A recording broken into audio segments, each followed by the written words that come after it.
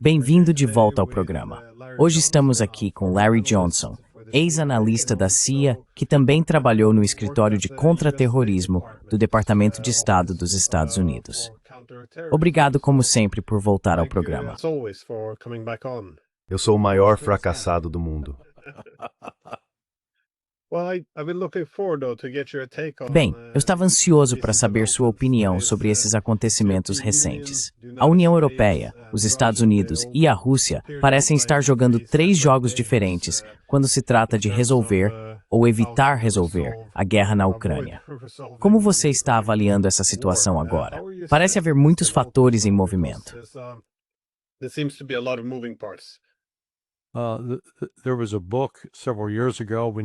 Havia um livro há vários anos. Precisamos encontrar uma versão atualizada dele. Chamava-se Homens são de Marte, Mulheres são de Vênus, ou algo assim. Eles vivem em dois planetas diferentes. Podemos dizer o mesmo sobre a Rússia e o Ocidente, sendo o Ocidente a combinação dos Estados Unidos, da Europa e do regime de Zelensky. Os russos têm sido inequívocos, muito claros, sobre sua posição em relação ao fim da guerra na Ucrânia.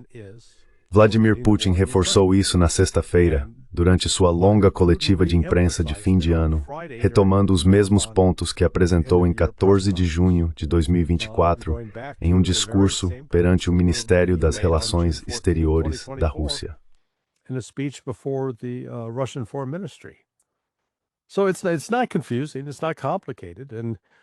Então não é confuso, não é complicado, e eles deixaram tudo bem claro. Eu escrevi sobre isso no Sonar21.com.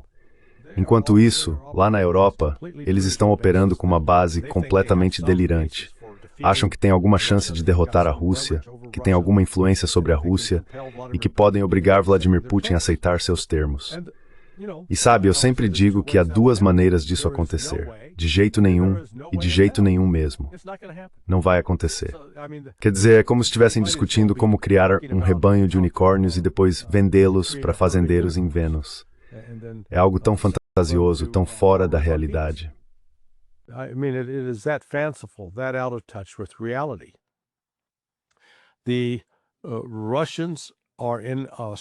Os russos estão em uma posição mais forte agora do que em qualquer outro momento desde o início da operação militar especial.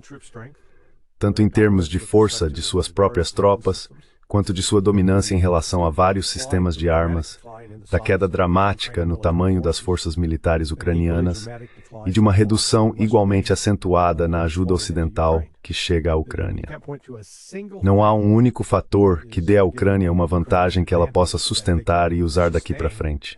Algo que lhe conceda mais poder de negociação ou torne a Rússia mais disposta a firmar um acordo.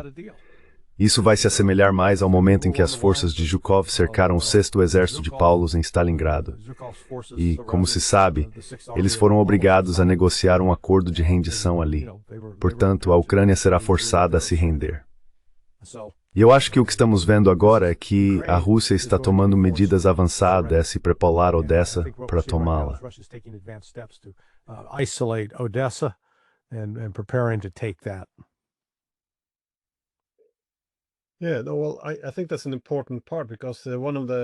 Bem, acho que esse é um ponto importante, porque uma das reclamações da União Europeia parece ser que esse acordo não é justo, como se tivéssemos que chegar a algum tipo de compromisso em que nos encontrássemos no meio do caminho. Mas o verdadeiro acordo foi o de Istambul, lá em abril de 2022. Acho que eles não percebem isso. O motivo pelo qual esse acordo vindo de Moscou parece, bem, muito obrigado, é que mantivemos a guerra por tempo demais. E agora, claro, está perdendo, e os russos estão em posição de ditar os termos. A cada dia que esperamos, a derrota fica mais e mais próxima.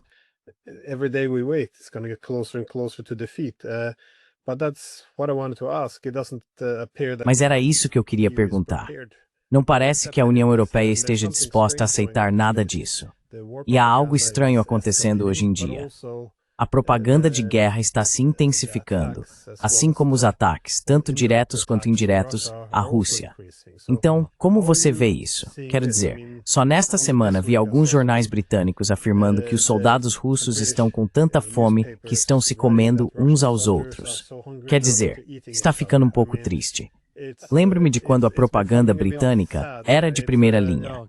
Isso é meio lamentável. Mas como você explica essa guerra de propaganda e também a forma como a União Europeia está definindo seus objetivos?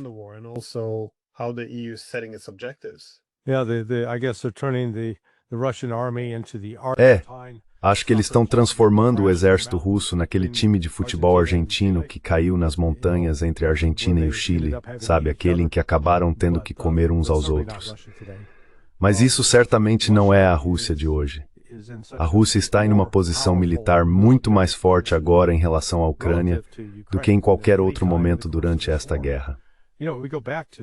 Se voltarmos a fevereiro de 2022, o tamanho do exército ucraniano era aproximadamente igual ao do exército russo, cada um com cerca de 300 mil soldados. A Ucrânia, na época, tinha reservas de mais de 900 mil. A Rússia superava isso, tinha pelo menos de 3 a 4 milhões de reservistas que poderia convocar. Mas a Rússia lançou a ofensiva contra a Ucrânia com apenas cerca de 125 mil a 160 mil soldados, o que parece muito, mas quando você os distribui por uma frente de 1000 milhas, não é nada.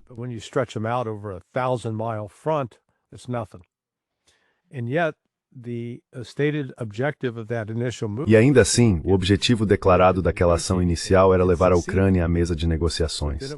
Isso foi alcançado, mas depois sabotado pelo Reino Unido.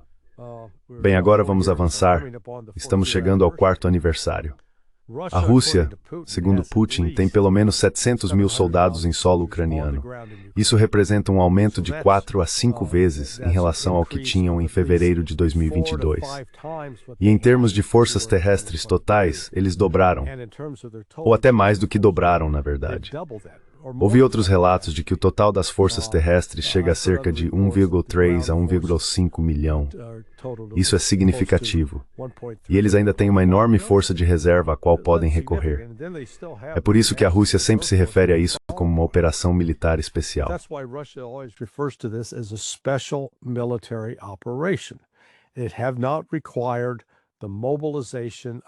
Não foi necessária a mobilização da sociedade. E vamos colocar esses números em perspectiva. Neste momento, a Rússia está gastando cerca de 6% de seu produto interno bruto com a guerra, com a indústria de defesa. Os Estados Unidos, que nem estão diretamente envolvidos, mas fornecem apoio, gastam cerca de 3 a 4% de seu PIB em defesa.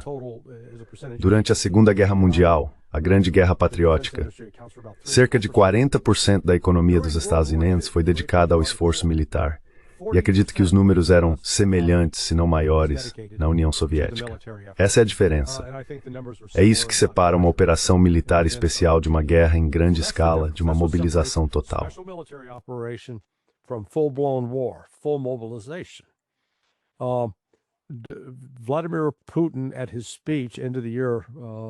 Vladimir Putin, em seu discurso e sessão de perguntas e respostas de fim de ano, pareceu extremamente confiante de que a Rússia seria capaz de concluir sua campanha militar na Ucrânia sem necessidade de nova mobilização ou de mudar a natureza da guerra.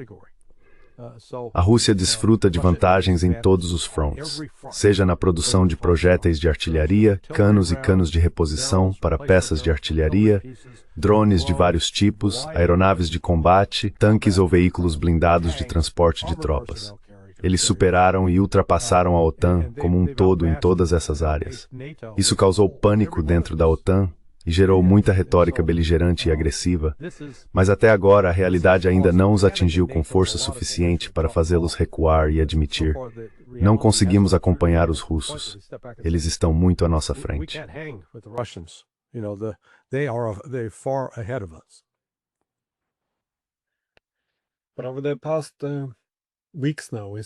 Nas últimas semanas, vimos a União Europeia não apenas falar sobre apreender essa frota sombria que está tomando seus petroleiros, de forma semelhante ao que os Estados Unidos estão fazendo com os petroleiros venezuelanos no Caribe, mas também realizar, ou pelo menos estar ligada, ataques diretos, como o ocorrido contra um petroleiro russo no Mediterrâneo. Agora dizem que são drones ucranianos, mas acho muito difícil acreditar que isso esteja sendo feito apenas pela Ucrânia ou sem a contribuição ucraniana e assistência europeia. Portanto, esses são ataques mais diretos contra embarcações civis russas. Ao mesmo tempo, ouvimos quase toda semana generais britânicos ou franceses dizendo que precisamos nos preparar para sacrificar nossos filhos e filhas em uma guerra com a Rússia. E enquanto tudo isso acontece, parece que estamos caminhando para uma guerra direta com a Rússia, sem as capacidades necessárias, o que já é um problema em si. E vemos também os russos se preparando para isso, ao que tudo indica.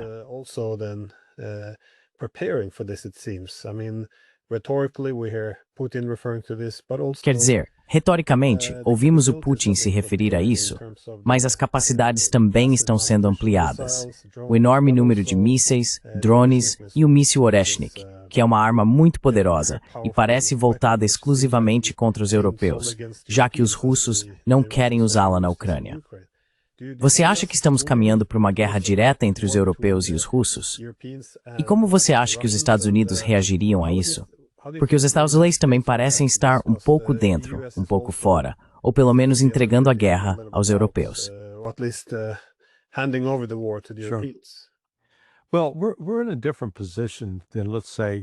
Bem, estamos em uma posição diferente de, digamos, se voltássemos a 1939 ou 40-41, quando os países europeus realmente tinham uma base militar e industrial.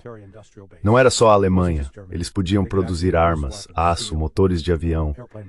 O Reino Unido, por exemplo, estava fazendo um trabalho fantástico construindo motores de avião de última geração, o que o sustentou durante a Batalha da Grã-Bretanha.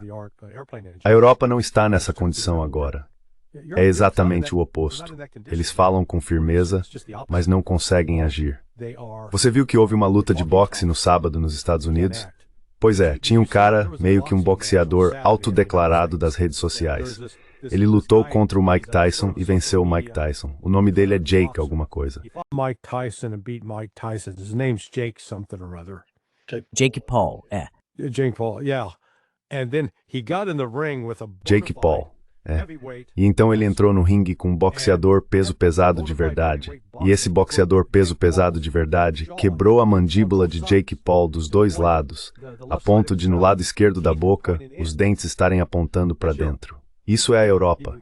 A Europa fala alto, espalha muita propaganda, mas se tiver que entrar no ringue com a Rússia vai nocauteá-la. E rápido. Porque a Europa não tem força ofensiva para bater de frente com a Rússia. E essa ideia de que a Rússia quer entrar e conquistar a Europa é tipo por quê? Quero dizer, sabe, volte aos tempos do pintor de paredes chamado Adolf. Ele escreveu sobre Lebensraum, querendo expansão, novo espaço para o povo alemão se estabelecer. Ou sabe, pode-se argumentar a falta de recursos. You could argue, the absence of resources. We need oil, we need gas, we need diamonds, who knows what. Precisamos de petróleo, precisamos de gás, precisamos de diamantes. Quem sabe do que mais?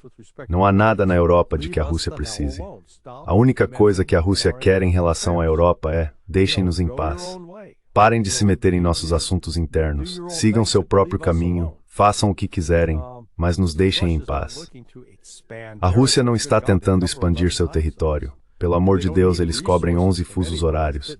E não precisam de recursos de ninguém, especialmente, você sabe, dos letões, estonianos, lituanos. Os russos vão vir atrás de nós. Eles não têm nada de que a Rússia precise, queira ou deseje. É quase como se a Europa estivesse convencida de que precisa usar essa ameaça externa para justificar políticas que, se fossem deixadas à decisão do povo, seriam rejeitadas num piscar de olhos.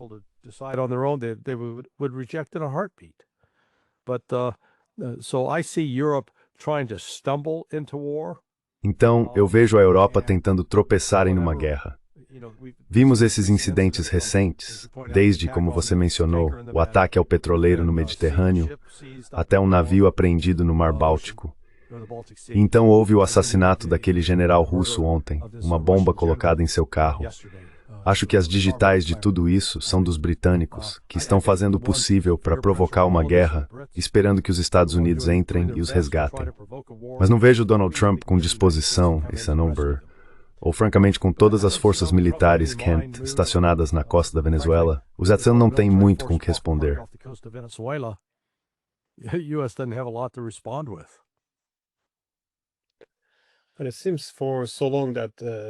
Mas parece que por tanto tempo, na Europa, eles abraçaram narrativas que estão muito distantes da realidade.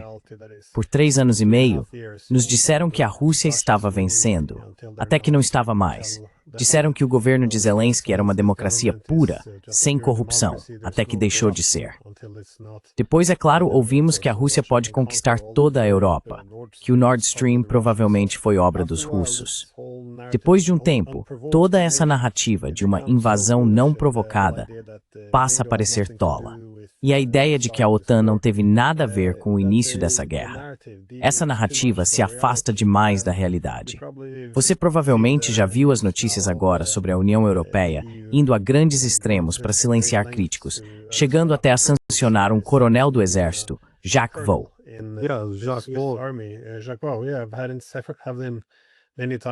Sim, eu já o recebi neste canal várias vezes também.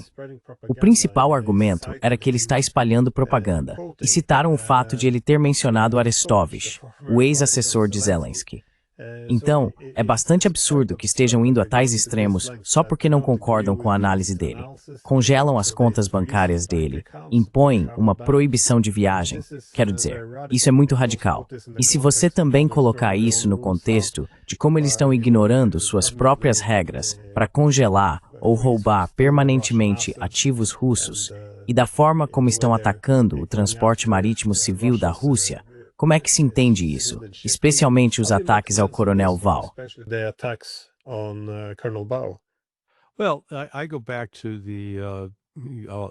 Bem, eu volto para, não tenho certeza de como chamar, os bons e velhos tempos ou os maus e velhos tempos da Guerra Fria, quando a União Soviética ficou cada vez mais desesperada para silenciar a oposição e controlar a narrativa, o efeito foi exatamente o oposto. Isso trouxe mais atenção ao problema, minou a credibilidade soviética e fortaleceu a imagem do Ocidente ao redor do mundo. Mas hoje estamos vendo o contrário. É o Ocidente que está tentando controlar as narrativas, silenciar a dissidência e impedir que alguém diga a verdade. É a Rússia que acabou se tornando mais um refúgio para a liberdade de expressão, apesar das alegações dos Estados Unidos de que a Rússia seria algum tipo de Estado autoritário. Russia is some sort of authoritarian state. I wrote last night about this. Escrevi sobre isso ontem à noite. Ontem saiu um artigo no New York Times sobre o vice-chefe de gabinete de Putin, um homem chamado Dmitry Kozak. Segundo o artigo, em fevereiro de 2022, 2 dias após o início da operação militar especial, Vladimir Putin ordenou que Kozak ligasse para os ucranianos e tentasse estabelecer um acordo negociado. Segundo relatos, Kozak disse a Putin para ir para o inferno, que não iria fazer isso, dizendo, "Você não pode me dizer o que fazer, isso está errado, você pode me atirar." O artigo afirmou que ele disse a Putin que poderia atirar ou prendê-lo. E de acordo com essa mesma matéria, Kozak se aposentou do cargo de vice-chefe de gabinete de Putin em setembro deste ano.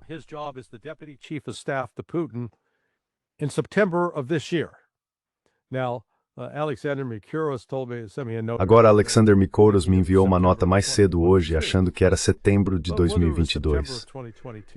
Mas fosse setembro de 2022 ou apenas deste ano. E, novamente, o artigo escrito pelo ex-chefe de redação do New York Times insistia que foi neste ano.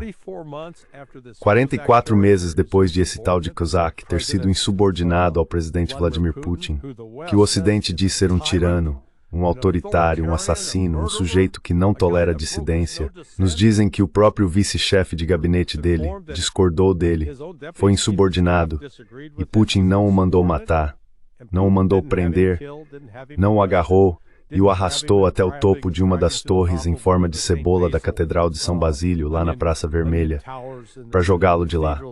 Eles não o torturaram, deixaram-no continuar no cargo e ele teve uma festa de aposentadoria 44 meses depois de ter sido insubordinado. 44 months after he was insubordinate. So right off the bat you're going, gee, this. Logo de cara, você pensa, poxa, isso parece enfraquecer aquela narrativa de Vladimir Putin como um autoritário sanguinário e maníaco. Na verdade, parece que ele permitiu dissidência até dentro do próprio governo. Veja como Donald Trump tratou Elon Musk. Trump não tolerava nenhum tipo de oposição, nem por um segundo. O que estou destacando aqui é como o esforço do Ocidente para controlar a narrativa está fracassando em todos os aspectos. Eles não conseguem decidir se Putin é tão fraco que a qualquer momento seu governo vai desmoronar, que ele enfrenta tanta oposição interna que não há como sobreviver, ou por outro lado, se ele é como o incrível Hulk, que não pode ser detido, é imparável e precisamos detê-lo porque representa uma ameaça para o futuro. É como assistir a uma partida de tênis. Vai e volta, mas ninguém marca ponto no processo. But nobody scores any points in the process. Sim, isso é algo muito constante na cobertura sobre a Rússia, e não apenas nos últimos anos ou décadas, mas há séculos. Ela é sempre retratada como ao mesmo tempo desesperadamente fraca, prestes a desmoronar, e incrivelmente poderosa, pronta para conquistar toda a Europa. E essa mudança de tom acontece de um dia para o outro. Num dia, dizem que a economia está em colapso, que Putin está morrendo de alguma nova doença, que a elite política e os oligarcas estão se voltando contra ele, que o povo vai se rebelar, que ele está ficando sem mísseis. E no dia seguinte, todos precisam ter cuidado, porque ele pode marchar sobre Berlim ou Paris.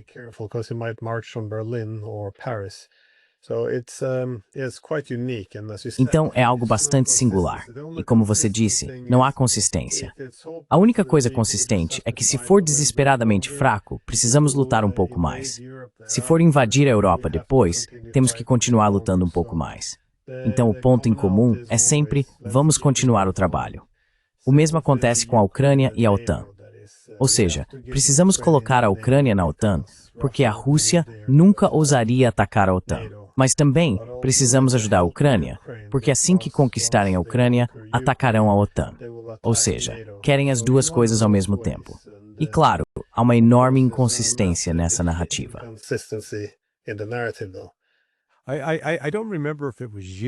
Não me lembro se foi você ou Alex Cranor, ou talvez você entrevistando Alex Cranor, tentando explicar as raízes europeias, especialmente na Grã-Bretanha, do ódio em relação à Rússia. E eu me lembro de um livro que fazia referência ao período em torno de 1840 ou 1850, que foi realmente quando esse ódio à Rússia criou raízes. Você se lembra do nome desse livro?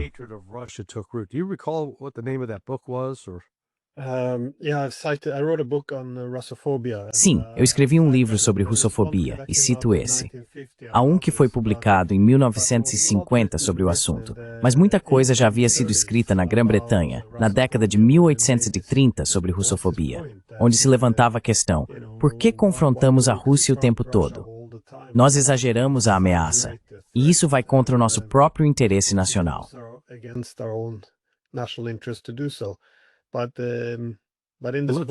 Deixe-me interromper aí. Faça uma divulgação. Qual era o título do seu livro? Russofobia, propaganda política no sistema internacional. Algo nesse sentido. E qual foi a sua principal conclusão? Bem, sempre existe uma narrativa. Então, se você observar, por exemplo, a Guerra da Crimeia, em meados do século XIX, naquela época, antes disso, a Turquia ou os otomanos tinham uma reputação muito negativa por causa do que faziam com os gregos. Mas assim que entraram em guerra com os russos, uma nova narrativa foi criada. Imediatamente, os otomanos se tornaram as vítimas. Os russos eram, obviamente, os agressores. E os franceses e britânicos foram então retratados como esses cavaleiros altruístas em armaduras reluzentes, vindo salvar a vítima.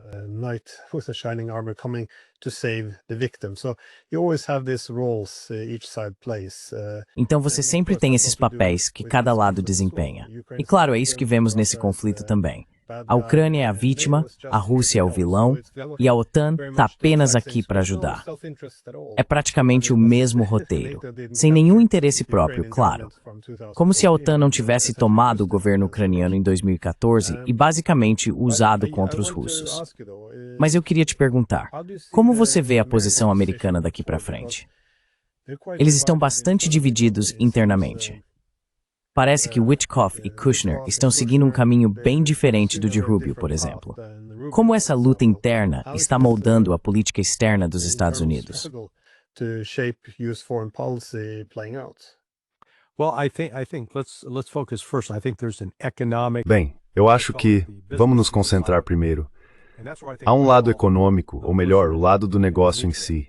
E é aí que acredito que Witkoff, Kushner e Dmitriev estão focados. Isso foge um pouco da agenda tradicional, digamos assim, de política externa. Espere um segundo, Rick Sanchez está ligando. Eu retorno a ligação daqui a pouco. Se você voltar e observar quando Henry Kissinger ocupava ao mesmo tempo os cargos de secretário de Estado e conselheiro de Segurança Nacional, ele definia a agenda. Em conjunto com Nixon, ele a estabelecia e todos seguiam. Mas não é isso que estamos vendo hoje. Mesmo que Rubio tenha os cargos de secretário de Estado, conselheiro de Segurança Nacional e chefe da USAID, seu poder é na verdade bastante limitado, porque aí está Steve Witkoff, um velho amigo de golfe de Trump. He's an old golfing buddy of Trump. I've said tongue in cheek that maybe what Rubio needs to do is. Sabe, eu disse em tom de brincadeira que talvez o que o Rubio precise fazer é melhorar seu jogo de golfe e sair mais vezes para jogar com o Trump, onde ele pode conversar com ele e talvez tentar ter um pouco de controle. Rubio claramente representa a posição do establishment de Washington. Agora, há algumas coisas acontecendo abaixo da superfície. Uma delas, bem, eu dei uma entrevista na semana passada, ou talvez na anterior, com John Kiriakou. John trabalhava na RT, Russia Today, e tinha um programa chamado The Whistleblowers. Pois bem, eis que cerca de uma quinta-feira atrás, não, já fazem 2 semanas, eu voltei ao programa. E eu disse, ei, achei que você tivesse que sair por causa das sanções. E ele respondeu, elas foram suspensas.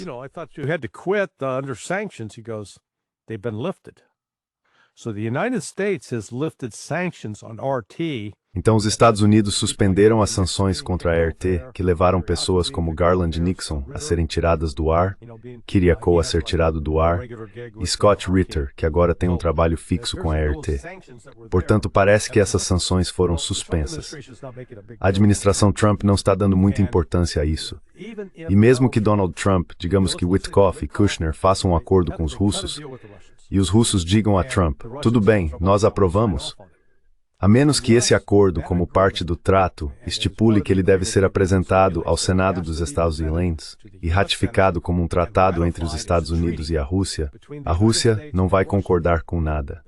Porque, na realidade, se Trump simplesmente assinar, o Deep State, o establishment, vai simplesmente descartar isso como algo sem significado. Dismiss it as meaningless. That's just Trump's private deal. Esse é apenas um acordo particular do Trump. E qualquer coisa que o Trump aceite, uma vez que ele se for, e ele vai embora um dia, seja por causas naturais ou quando seu mandato terminar, quem vier depois não é obrigado a continuar ou manter esse acordo com a Rússia. Então seria como outro Minsk II, apenas uma parada conveniente para a Ucrânia se reabastecer, se reorganizar e se rearmar. É por isso que acho que se dá atenção demais no que eles concordaram. Eles cederam nisso. Isso não importa. Porque a menos que a Rússia e os Estados Unidos concordem em uma relação de tratado, e até que esse tratado seja ratificado pelo Senado dos Smalls, não há acordo entre os Estados Unidos e a Rússia que vale o papel em que está escrito.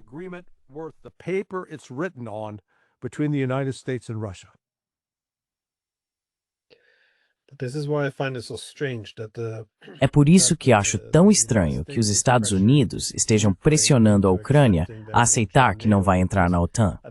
Porque, no fim das contas, os russos realmente não confiariam em nada que estivesse apenas no papel.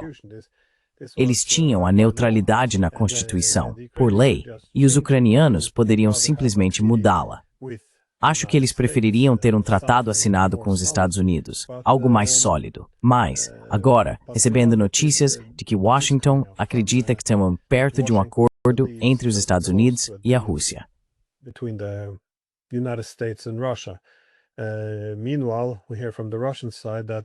Enquanto isso, ouvimos do lado russo que quaisquer conversas ou emendas que os Estados Unidos tenham feito ao acordo depois de se reunirem com os europeus e os ucranianos, na verdade, os afastaram ainda mais de um entendimento.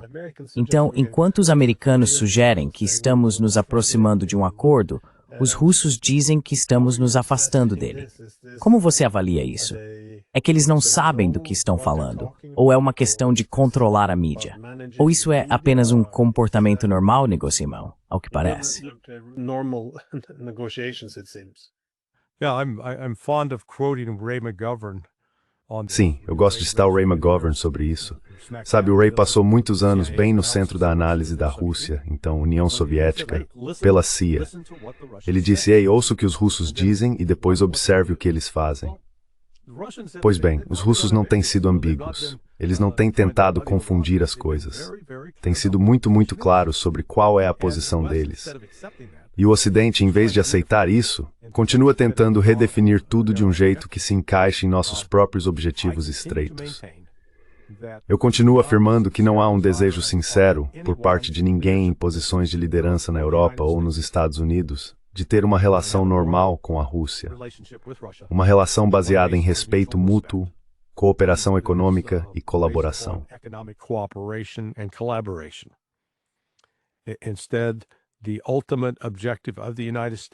Em vez disso, o objetivo final dos Estados Unidos continua sendo a subjugação da Rússia, usando a Rússia como uma ferramenta para enfrentar a China e contê-la. E embora esse tenha sido o objetivo declarado dos Estados Unidos e tenha sido estabelecido nos documentos da Rand Corporation sobre esse assunto em particular, os fatos concretos, especialmente em relação ao desenvolvimento da China e ao seu poder econômico, mostram que ela está superando os Estados Unidos em quase todas as capacidades industriais, no controle de cadeias de suprimentos essenciais e em sua parceria econômica, política e militar com a Rússia. E essa parceria não é temporária, sabe? Isso não é um caso passageiro entre Rússia e China. Eles decidiram se casar. They've decided to get married. They've bought furniture together. Eles compraram móveis juntos, compraram uma casa juntos, estão se mudando. E veja, eles fizeram votos essencialmente para o bem ou para o mal, porque reconhecem que enfrentam uma ameaça do Ocidente que é potencialmente maligna, potencialmente perigosa. Ainda assim, as principais vantagens, tanto econômicas quanto militares, estão com a Rússia e a China, não com o Ocidente.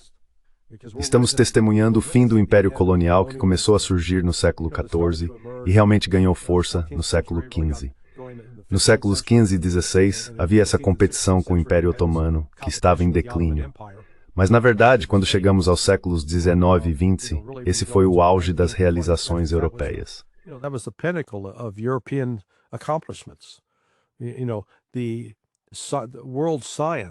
Sabe, os avanços da ciência aconteceram na Europa no século XIX, não nos Estados Unidos, nem na Ásia. Da mesma forma, foi lá que a Revolução Industrial se concentrou. Mas agora, o que a Europa tem a oferecer? Basta parar e perguntar, a Europa pode oferecer algo de que a Rússia ou a China precisem? Ou os Estados Unidos, nesse caso? Existe algo que a Europa possua como recurso essencial, tecnologia essencial, talento essencial? Não. A resposta é não, nada. Eles se tornaram irrelevantes. E sabe, os líderes europeus estão tendo muita dificuldade em lidar.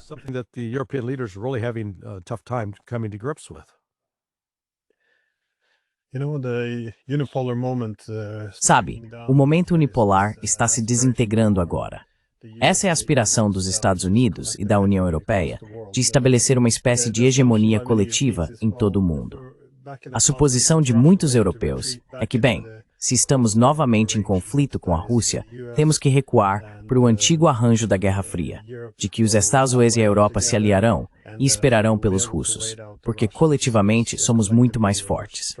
O que eles não percebem, porém, é que tanto os Estados Unidos quanto a Rússia, na verdade, gostariam de se afastar da Europa. Eles querem ver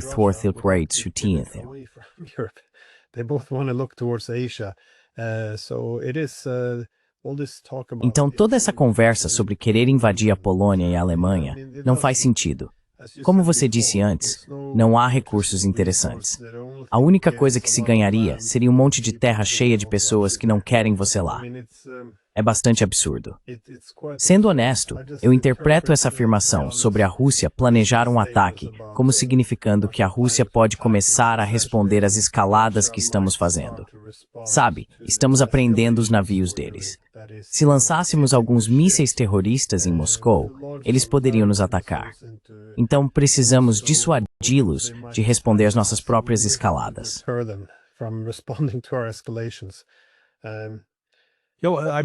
Let's think about the Vamos pensar sobre a ignorância histórica refletida nesse tipo de atitude. Porque há esse discurso, se apenas fornecermos à Ucrânia alguns mísseis Taurus e talvez alguns outros mísseis de cruzeiro dos Estados Unidos, isso mudaria o rumo da guerra. Ignorando o fato de que se observarmos quantos mísseis, foguetes e bombas a Rússia lançou contra a Ucrânia ao longo dos últimos 44 meses, um volume impressionante, isso causou danos significativos à Ucrânia, mas não a ponto de o país entrar em colapso. Pois bem, de forma semelhante, alguém pode argumentar que o Ocidente, junto com a Ucrânia, conseguiria produzir sequer uma fração desse volume de mísseis e lançá-los contra a Rússia?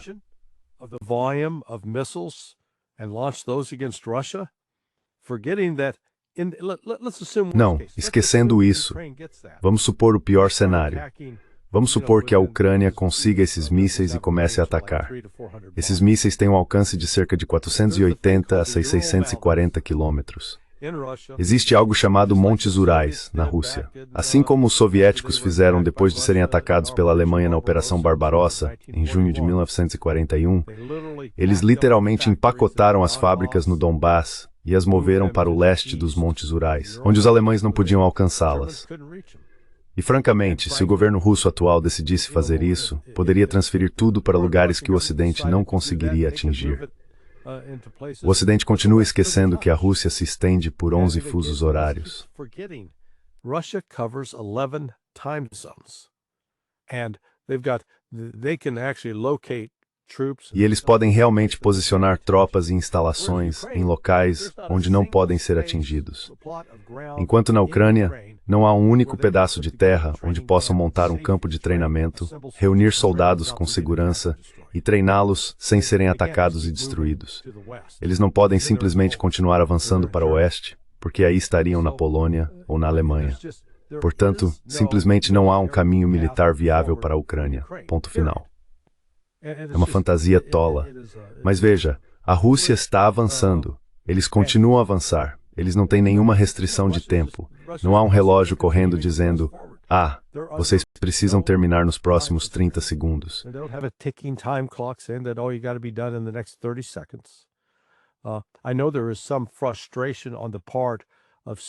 Eu sei que há uma certa frustração entre alguns dos militares com quem conversei. Eles tendem a ser mais do pessoal alistado. Sentem que têm lutado com as mãos amarradas e querem ser liberados para poder atacar a Ucrânia com tudo. Mas é por isso que, sabe, o Putin está na posição em que está. Ele tenta equilibrar o progresso militar com a manutenção da imagem diplomática da Rússia, sem descer ao nível mais baixo. Acho que o que estamos vendo agora é um ponto de virada decisivo na guerra. A Rússia está agora focada em isolar Odessa, derrubando pontes que conectam Odessa à Romênia, por exemplo.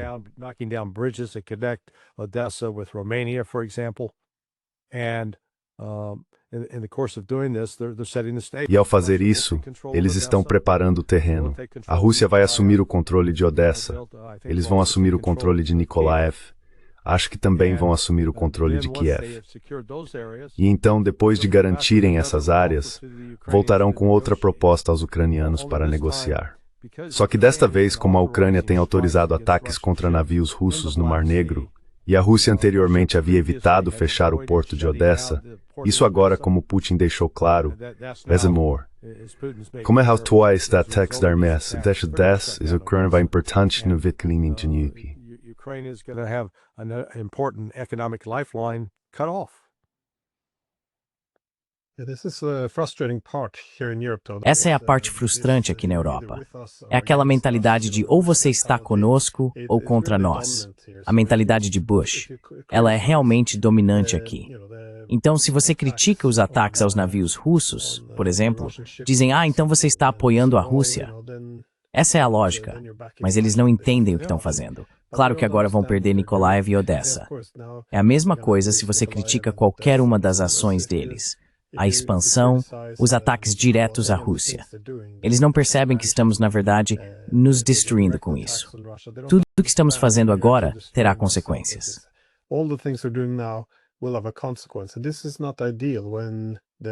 E isso não é o ideal, quando o oponente está com todas as cartas na mão. Você quer, assim que perceber isso acontecendo, reduzir a escala. Quer encontrar um novo status quo antes que as coisas piorem amanhã. E elas estão piorando amanhã. Mas você mencionou Odessa, e tudo está desmoronando. Como você vê as próximas semanas e meses se desenrolando? Porque veja, os ucranianos já estiveram em uma posição fraca antes. O Ocidente fez o possível para reverter a situação, mas parece que não temos muitas cartas restantes para jogar aqui. E as coisas estão realmente passando de ruim para pior bem rapidamente. Você vê um colapso se aproximando? Yeah, I do. I mean, look, the most important Sim, eu concordo. Quer dizer, veja, a coisa mais importante que a Ucrânia precisa para deter os russos é mão de obra treinada. Com base em, e essas não são fontes russas, são fontes ocidentais, a Ucrânia está perdendo, entre baixas de combate, mortos e feridos, e deserções, no mínimo 60 mil soldados por mês. Então, se você multiplicar isso por um ano, são 720 mil por ano, quase 1 milhão de homens. Se você está perdendo tantos assim, precisa ter uma taxa de reposição, o que significa que é necessário recrutar entre 700 e 800 mil homens.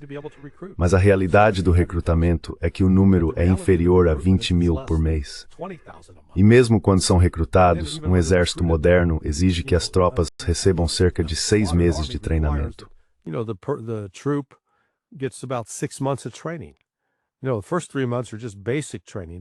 Sabe, os primeiros 3 meses são apenas treinamento básico. Aprender a fazer parte de uma unidade militar, a marchar, a entrar em forma fisicamente. E depois desse período de 3 meses, você passa pelo que chamam de treinamento individual avançado, onde é treinado para sua missão específica. Porque é uma coisa se você está cozinhando ou se é um socorrista, é outra completamente diferente se está disparando um morteiro ou designado para uma unidade de artilharia. Como você sabe ajustar a elevação de um determinado obuseiro, por exemplo? Ou talvez seja treinado para operar um drone ou dirigir um tanque. E nesses 3 meses você não se torna proficiente. Apenas se familiariza o suficiente para então ir ao campo de batalha e começar a adquirir experiência real.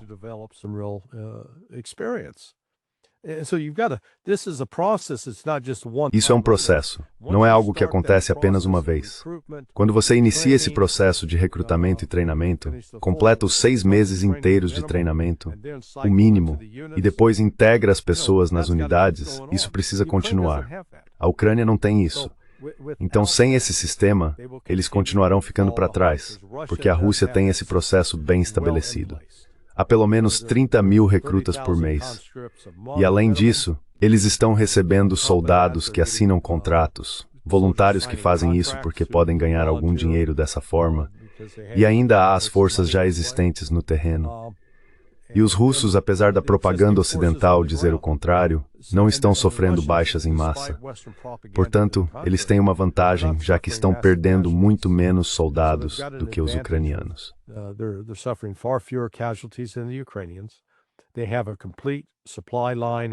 Eles têm uma linha de suprimento completa e intacta para tudo o que precisam para lutar na guerra.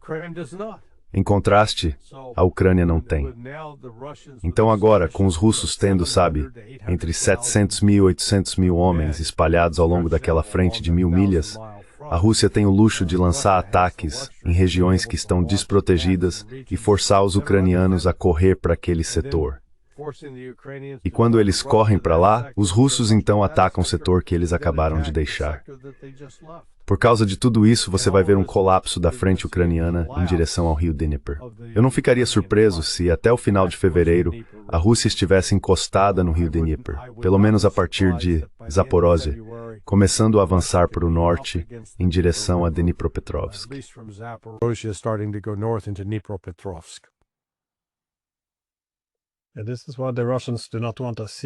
É por isso que os russos não querem um cessar-fogo, porque os números de desgaste agora estão muito a favor deles. Como você disse, os ucranianos precisam recrutar muita gente das ruas. Eles não têm tempo para oferecer um treinamento adequado, simplesmente os enviam para a linha de frente. E por causa disso, sofrem grandes perdas, já que não estão devidamente preparados. As linhas de suprimento deles não são seguras o suficiente e há problemas de logística. Então, se lhes dessem 2 ou 3 meses de folga, poderiam oferecer pelo menos um treinamento básico a muitos dos novos soldados. Poderiam começar a preencher as lacunas e melhorar a logística.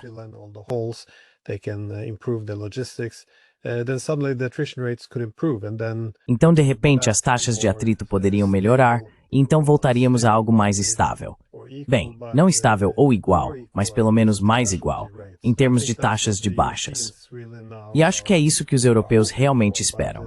Mas o problema é que eles são muito transparentes. Estão dizendo isso mais ou menos abertamente. Isso saiu na mídia britânica, foi ontem, que bem, a Ucrânia está perdendo. Mas a boa notícia é que ainda está lutando. O que não é uma boa notícia. Por que alguém gostaria que eles perdessem mais devagar, se isso só significa perder mais pessoas, mais infraestrutura e mais território? É essa ideia de que, enquanto estiverem matando russos, então sabe, temos que continuar com isso.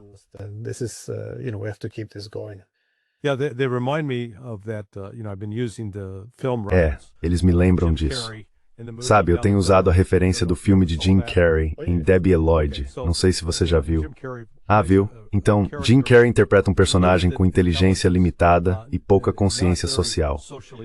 E em uma cena famosa, uma mulher linda com quem ele quer se relacionar, ele diz, e quanto a nós, a gente ficar junto? E ela responde, não, isso simplesmente não vai acontecer. E ele pergunta, então quais são as minhas chances? 1 em 10? 1 em 100? E ela diz, não, mas tipo 1 em 1 milhão. E ele faz uma pausa e diz, então ainda tem uma chance, isso é a Europa. Disseram à Europa que ela tem uma chance em 1 milhão e ela responde, ótimo, cara, essas são ótimas probabilidades.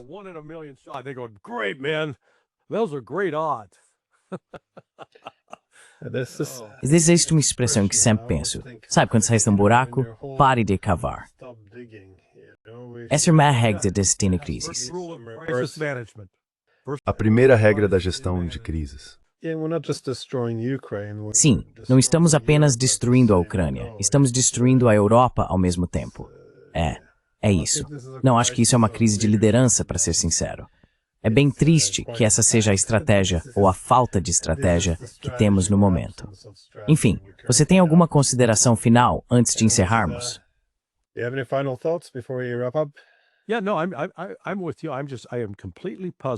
Sim, claro, estou com você. Fico completamente perplexo com as políticas autodestrutivas desses líderes europeus. Em vez de buscarem acesso mais barato a combustíveis, eles estão correndo para garantir que paguem preços mais altos por petróleo e gás. Durante todo esse tempo, vem fechando usinas nucleares. Sabe, você vai à Alemanha e depende de energia solar. Bem, eu passei muito tempo na Alemanha, mais de 23 anos, quando trabalhava com as Forças Armadas dos Estados-Unidos, especialmente Stuttgart. E sabe de uma coisa, em outubro e março escurece muito mais cedo, than your step dos lugares. It's dark in Germany a lot earlier than in other places. And so solar power doesn't work too well in the dark. E então, a energia solar não funciona muito bem no escuro. É preciso muita luz do sol. E a Alemanha, diferente do meu estado, a Flórida, conhecida como Estado do Sol, nunca foi chamada assim. Então isso é apenas um exemplo do distanciamento da realidade. A única coisa que pode salvar a Europa, eu acho, é se o próprio povo se levantar de repente contra esses líderes malucos, expulsá-los e dizer, ei, queremos viver em paz com a Rússia, queremos ter economias prósperas e não queremos, sabe, usar o ódio aos estrangeiros como base para nossa política externa.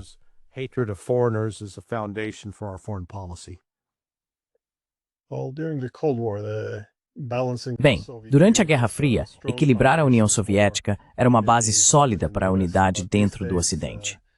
Mas hoje em dia, os europeus estão provocando uma guerra com a Rússia, afastando a Índia e a China, até mesmo afastando os Estados Unidos e também fragmentando a Europa. Eles se referem à Bélgica como um ativo da Rússia e vão punir todos, da República Tcheca, Eslováquia e Hungria, por não seguirem a linha. Isso não pode continuar para sempre, antes que acabemos nos destruindo. Então, sim, por todos os sonhos de voltar à Guerra Fria, acho que desta vez será muito diferente. Mas não há muita discussão, infelizmente, porque a OA pode sancionar você por espalhar propaganda. Yeah, yeah. Well, Well, Bem, vou me dar um presente de Natal antecipado. Vou entrar na internet e ver se consigo comprar o livro de Glenn Giesen, Russofobia. Russophobia. you should. I will. A data de publicação foi janeiro de 2022, o que foi um momento infeliz para lançá-lo, porque no mês seguinte, fevereiro de 2022, não havia disposição para nenhum tipo de autocrítica. Então, qualquer pessoa que escrevesse um livro sobre russofobia naquela época era praticamente tratada como um pária. Bem, vamos apenas lembrar, um profeta não tem honra em sua própria terra. Então você, meu amigo, é um profeta, não apenas um professor, mas um professor, profeta. But a prophet professor. I'll put that on my. Vou colocar isso no meu currículo. Muito obrigado e sim, tenha um Feliz Natal. Merry Christmas. Yeah, Merry Sim, Christmas Feliz Natal to para you você too. também, Glenn. Obrigado. Thank you.